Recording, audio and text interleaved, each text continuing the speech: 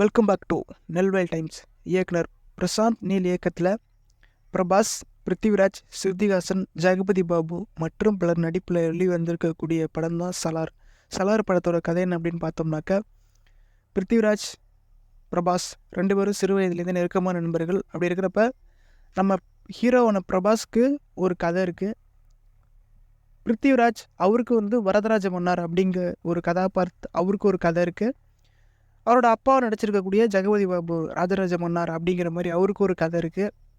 மொத்தத்தில் ரெண்டு பேருக்குமே பல பாகங்களில் ஒரு சில கதைகள்லாம் இருக்குது. பிருத்திவிராஜ் அவருக்கு ஒரு பிரச்சனை வருது அப்படிங்கிறப்ப அவரோட நண்பரான பிரபாஸ் பிருத்திவிராஜுக்கு பல நாடுகள்லேருந்து எதிர்க்கிறதுக்காக பல படைகள் வருது.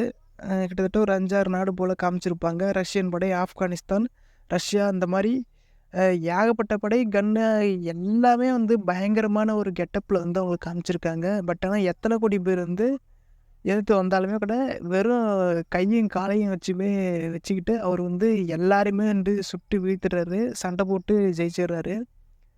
அப்புறம் இந்த படம் கிட்டத்தட்ட ஒரு 3 மணி நேரம் போல் கதை ஓடிட்டுருக்கு. 3 மணி நேரம் ஏன் ஓடுது, எதுக்கு ஓடுது அப்படின்னு நம்மளால் அண்டர்ஸ்டாண்ட் பண்ணிக்கவே முடியல.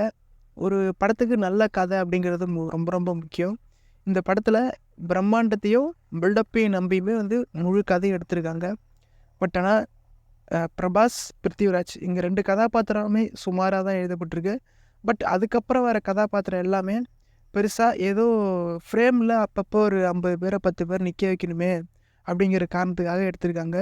மற்றபடி சலார் படம் பெரும்பாலான ஆடியன்ஸ் டிஸப்பாயின்மெண்ட்டாக தான் இது வந்திருக்கு.